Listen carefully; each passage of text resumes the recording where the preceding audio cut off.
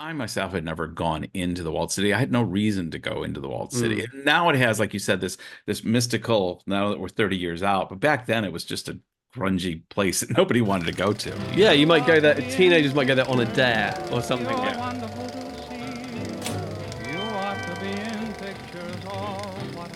Hello, everybody, and welcome to the show. My name is James, joined as ever by my good friend Steve. And this episode, we are talking Twilight of the Future. What's it called?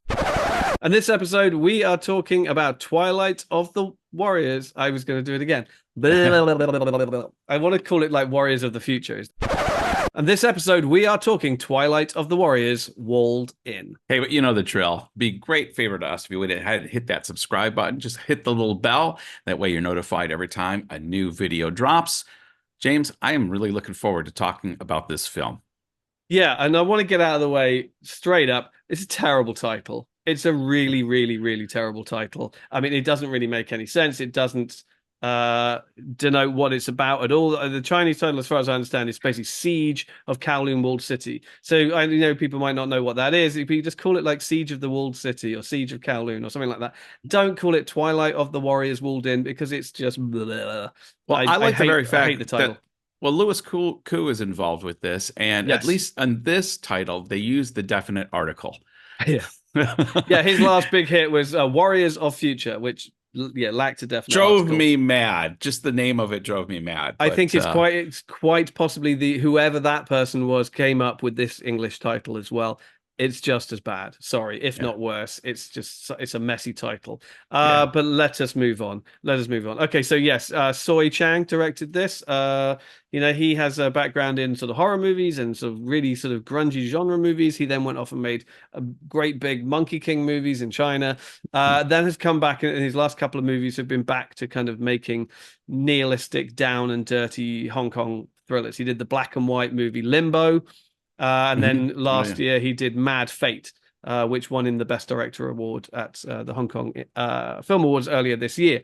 So this is, for those who don't know, this is set almost entirely in the Kowloon walled city, which no longer exists, but up until the early 90s was a kind of favela style hodgepodge collection of rundown apartment blocks. It was kind of a complex that had kind of like been built organically on top of each other in a very confined space and had become a kind of sort of danger zone, hadn't it? Like a little pocket of crime and iniquity and poverty and all the rest of it right in the center of the city near the old airport. Where triads ruled over everything, and it was rumored that the police dare not ever even sort of set foot in there, and it was kind of a lawless little neighborhood unto itself, and that's basically the reason why it got torn down. Well, it's featured in Jean-Claude Van Damme's Bloodsport from like yes, 88, and they make a little mention of it, although they don't elaborate. That in years past, when the Brits first took Hong Kong as a colony, I forget all the politics around the walled city, but that area was technically still part of China.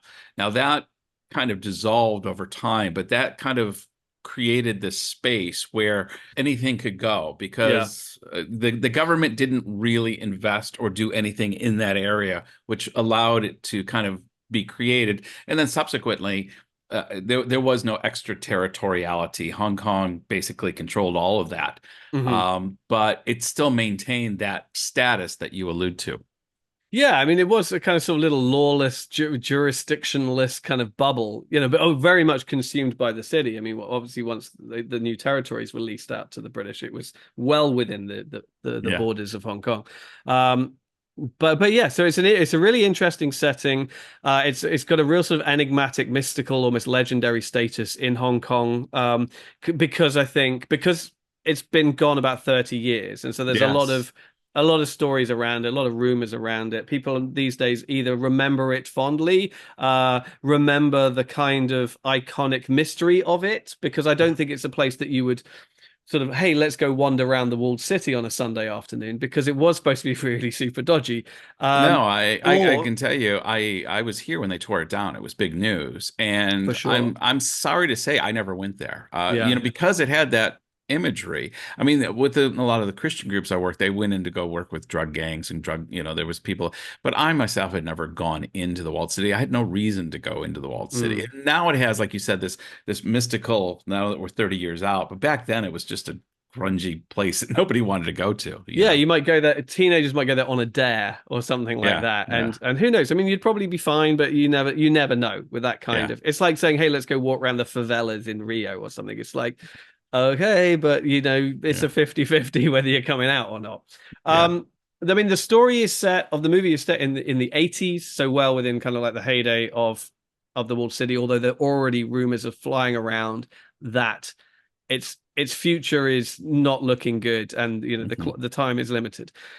We follow a guy called Lok Kwan, played by Raymond Lam, who is a refugee. So this is in the midst mhm, of the refugee crisis, where particularly from Vietnam and places like that mhm. after the war, a lot of refugees are coming in, flooding into Hong Kong. He is a refugee, although it turns out he was actually born in Hong Kong, who is trying to get a fake ID, and he is conned out of his money by Mr. Big, Sammo Hung's character, Mhm. who is a gang leader on Hong Kong Island.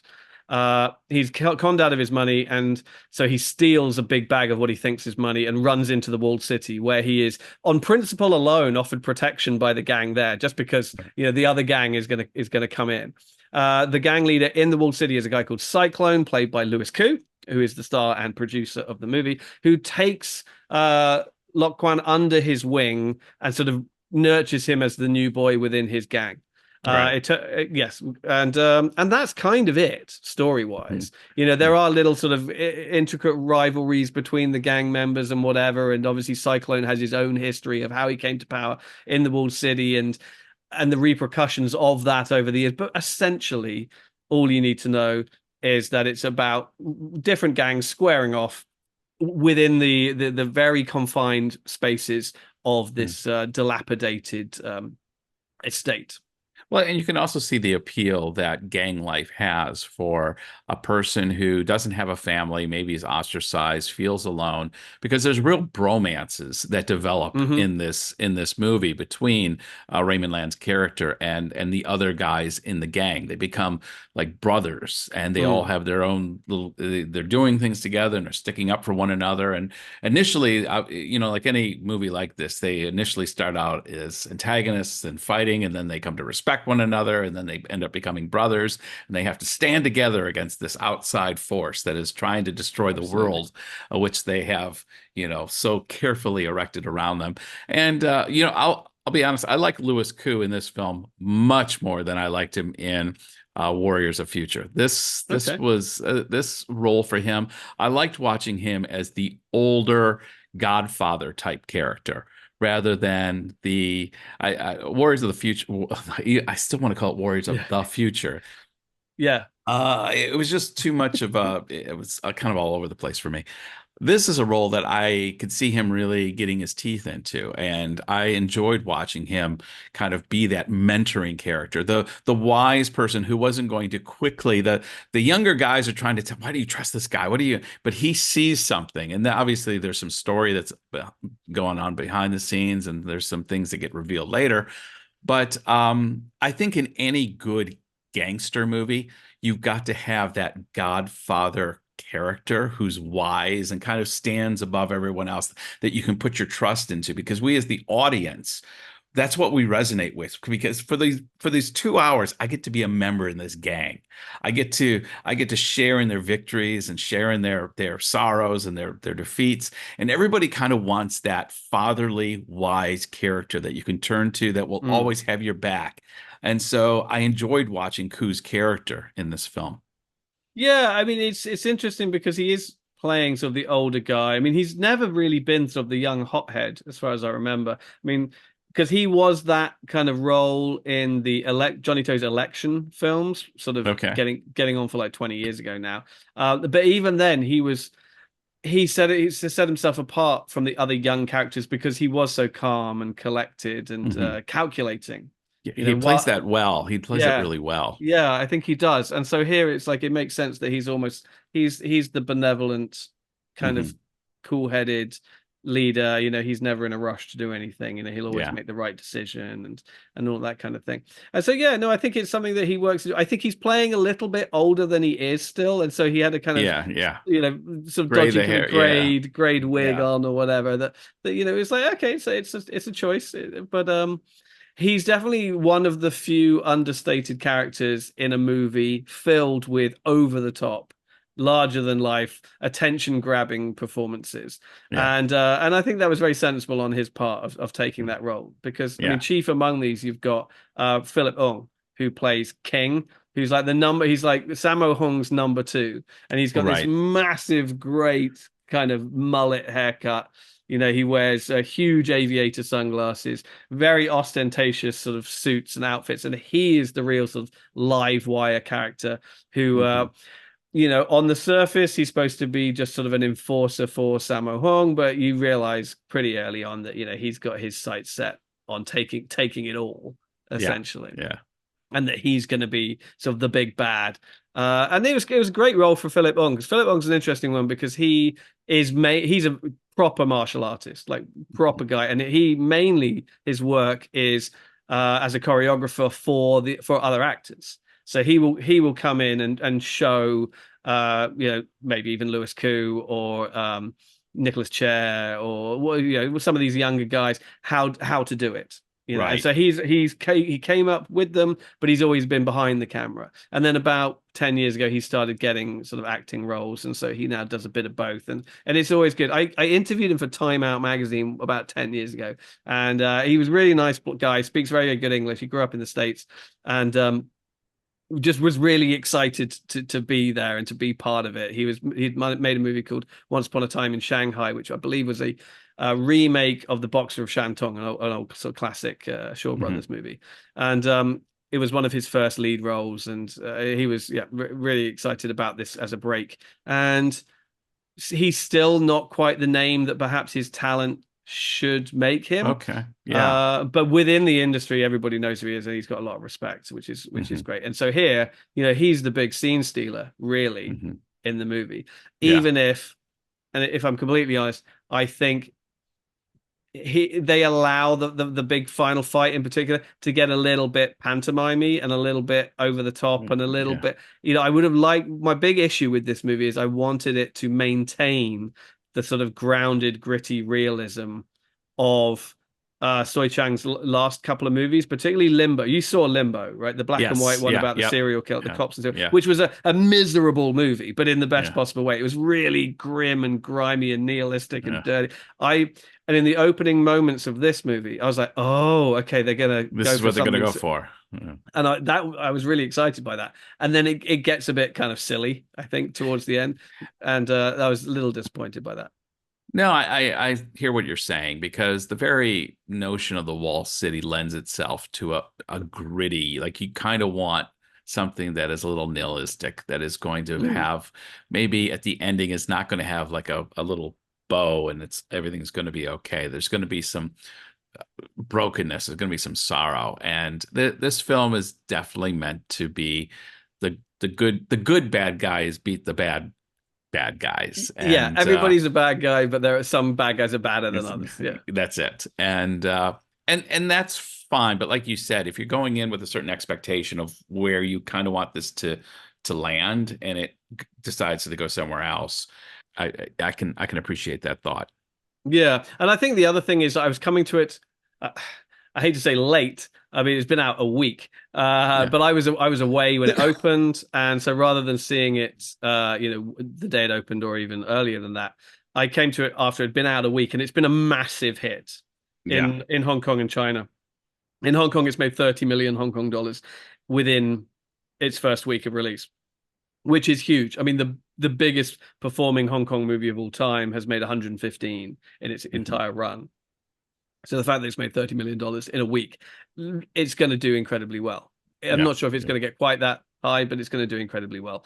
And that's because of the cast. That's because of the nostalgic, element to Yeah. it. People either remember the walled city, or they remember the legend of it, or they have only heard about it and want to experience Yeah. it. And it's also, it's a cast stacked with with hot young guys, and that appeals Yeah. to a very wide demographic from both, from all sides of the spectrum. People like seeing ripped young guys fight each other, and so Yeah. that is always going to be popular. Um, and it's a fight movie. Martial arts is always a big ticket seller, Yeah. and Yeah.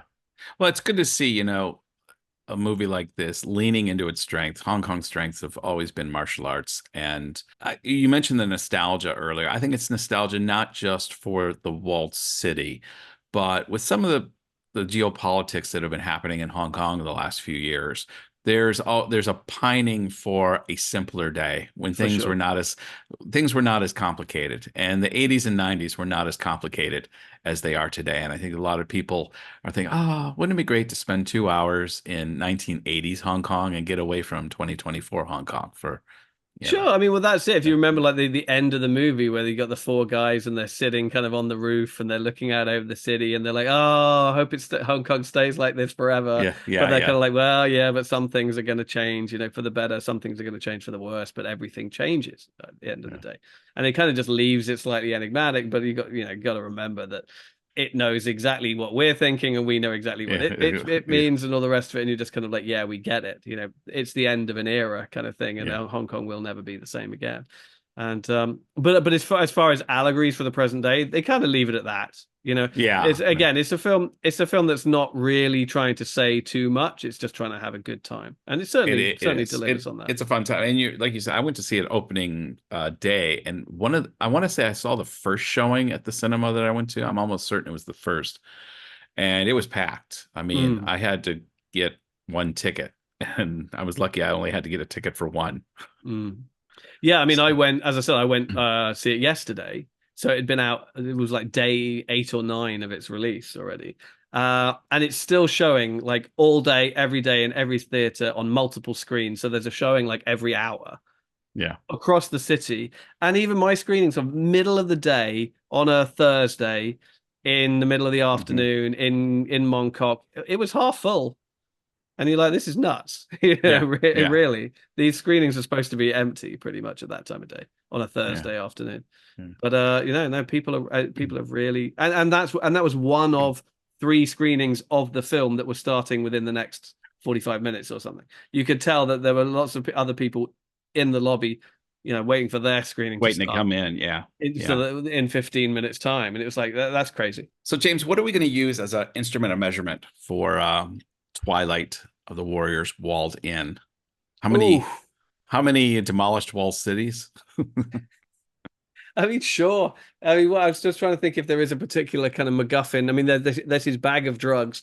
There's his Mm, broken sword tips, bitten off sword tips, which gets a bit silly. But or just outlandish mullets yeah. or something like that. Let's do the walled city. How many Okay. demolished walled cities? Let's keep it within the theme of the movie itself. Okay. After Um, you. After you. yeah. I think one thing you've taught me about ratings is I rate things according to its genre and not in the overall pantheon of films. And so for me, what Twilight of the Warrior does, it does well. I enjoyed it. I hear what you're saying about they could have leaned in and made a grittier film. Mm, The very nature of it being in the walled city would have lent itself to that, but they chose not to. And they went in a little bit more of a slapstick at the end type of martial art. Like I said, the ending with the bow on the top. You mentioned yourself. The guys are hanging out, having a good time at the end. There, nobody's heart's broken. Nobody's dead. No, there's. And so I'm going to give this 4 demolished walled cities out of 5. I thoroughly enjoyed it.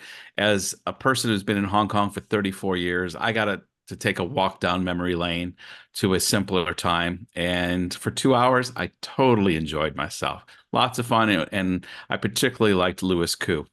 fantastic. No, I mean that is great to hear. I mean, I really loved the production design throughout. I mean, the sets for the Walled Yeah. City are absolutely fantastic. They're brilliantly designed. When you see them looking up at the beginning of the film and he's looking up and seeing the walled city there, my heart was, I felt it. It was, yeah. Yeah, I mean, it feels almost like sort of artwork from the beginning of a fantasy novel, where you've got your warrior standing outside like the mountain with the castle on the top or something like that. Or like the posters for The Raid, if you've seen the Indonesian movie The No, I haven't Raid, seen it. which is a kind of similar complex, and the one cop just standing outside it. So there's a real sort of evocation of genre and of scope and the epic sensibility of it there. And I really felt the production design was fantastic. You Yeah. really felt as best as you possibly could that you were there. In fact, I know that Christopher Nolan came to Hong Kong, and he, obviously the walled city isn't here anymore, but he came and he was looking through those kind of neighborhoods in Kowloon for the Narrows in Gotham City Yeah. um Yeah. for Batman Begins, and that's where he drew a lot of his inspiration from. If you look at that film and look at the sort of avenues, the buildings, the alleyways there, they've got a real Hong Kong feel to them, where you've got all the plumbing on the outside, all Outside. the air conditioners, Electrical is on the outside. Yeah. just spiders webs of wiring absolutely everywhere, and all of that felt great. And also the few scenes that are not in the walled city, on the streets of Wan Chai and Causeway Bay, with all the neon Mhm. lights and the old buses and everything like that. That all Yes. kind of that felt great. Um, However, I did feel, I mean, obviously plot wise, it's Yeah. so sort of boilerplate, really. It's a very, very, very simple sort of tale of heroic bloodshed and revenge and what have you, that we've seen a dozen times. And I did feel that I wanted a darker, grittier, more grounded movie, and I wanted the villains to be more genuinely, Hmm. authentically scary, Hmm. or intimidating. You watch a lot of Korean gangster films recently, and the bad guys are nasty. They're Yeah. really, quite scary guys, and they're only armed with like knives and a sadistic Hmm. disposition. And I was like, I wanted a little bit more of that. It does feel a little bit. I mean, I guess what the film really does want to be is almost celebratory. I think that's Yes. what Yeah. it wants Yeah. to kind of revel in the moment. Mhm. And so I Yeah. think if they made it a bit too punchy, a bit too harsh, then it might not have accomplished that. They definitely wanted people leaving the cinema feeling good. Yes. And you do. Yeah, and if it had been grueling 2 hours of sort of knife fights and Yeah. punching and kicking and a lot of bloodshed, you might come out just feeling a bit sort of worn down and exhausted, Yeah. like you did at the end of Limbo, maybe. um, so I liked it, but I did feel that it was a missed opportunity. I think at the end of the day, it just proves that it's not necessarily specifically for me. I felt that I Hmm. kind of fell between the two stools of, I'm not going to swoon over these young, ripped torsos. And at the same time, I don't have specifically the nostalgia for the walled city. It was always just this sort of mythic thing that existed outside of my time period. Um, and I have to say, although the martial arts was good, it didn't really wow me in the way that Okay. some martial arts have. Some of the recent highlights have. I thought this was an opportunity to really raise the bar, and I don't think it did. I think it never quite left its comfort zone in terms Hmm. of the choreography and what have you. It all felt very, very slick and whatever, but it didn't feel that it was breaking the mold, pushing the envelope, anything like that. Maybe my expectations are too high. Maybe my demands are unrealistic, but that's where I am. And that's why I came out Hmm. going, it was all right. And so I'm going to give it 3. Okay. Demolished walled cities out of 5. I think I have to think that it was, to a small degree, a missed opportunity. Well, there you have it. That's James and I's thought on Twilight of the Warrior Walled In. But what are yours? We'd love to hear your thoughts in the comments below. Do you think it was better as a 5 star, or did James and I kind of hit it about right at the 3-4 mark? I think we both enjoyed it. Me Yes. just a little bit more. So love I to hear your mean, thoughts. yes. Am I just a killjoy and a curmudgeon who just doesn't care for it? I'm very curious to hear about from people who watch this at Cannes. At the time of recording, Mm. as I said, this has been out in Hong Kong and China for a week. It is playing its international premiere at Cannes next week. I'll be very curious to hear about how it goes down with that international audience. I have my predictions, but if you go to those screenings and then you find this video, please do let us know. Really excited to hear about it and how it rolls out in the rest of the world. So there we have it. Until next episode. Bye bye. You're wonderful to see. You ought to be in pictures, oh, what a hit you would be. Your